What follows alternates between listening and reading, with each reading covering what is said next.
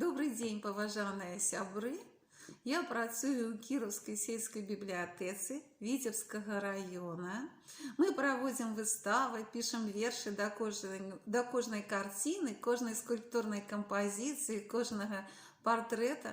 Таксама з'яўляюся аўтаркай 3 паэтычных кніг.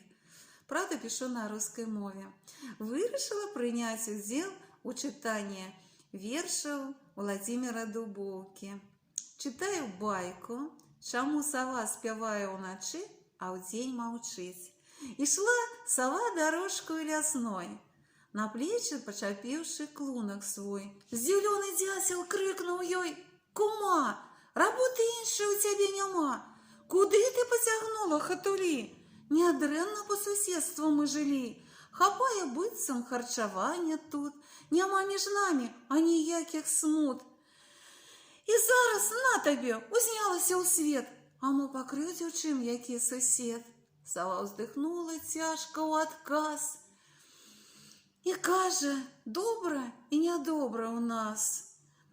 Балота блізка і нядрэнны бор, для ўсіх здаецца радасць і прастор, хапае ежы, але праз людзей становіцца мне жыць усё цяжэй. Ты ведаеш, што я спяваць люблю, не спадавалі песеньку маю.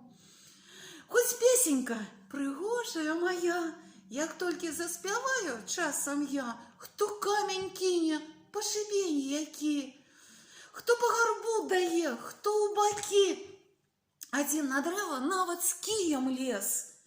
Пайду шукаць сабе інакшы лес. Па шчырай праўдзе, кажа дзяцел той, не чуў ніколі песні я тваёй. Працую ўсё стукаю ля дрэў, застукатнёй хіба пачуеш спеў. Ты заспявай, дазнаюся цяпер, чаму няма спагады да цябе. Сабраўшы дух, сова і вухнула: «Куга! Вух!» Той бедны дзяцел аж да куста прырос, аж па спіне яго пайшоў мароз. «Ну як?» – пытаецца сова. «Ці чуў?» «Ой, – кажа дзяцел, – крыўдзіць не хачу. Але не песня гэта, проста жах. Аж сонца змеркла у маіх вачах. Здаецца, што не толькі ў людзей спагады не знойдзеш ты нідзе.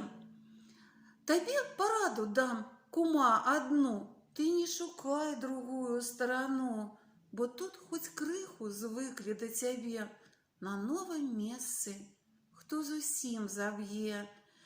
Вяртайся ў сваё дупло назад, а песню павярні на іншы лад. Ці пры людзях зусім ты памаўчы.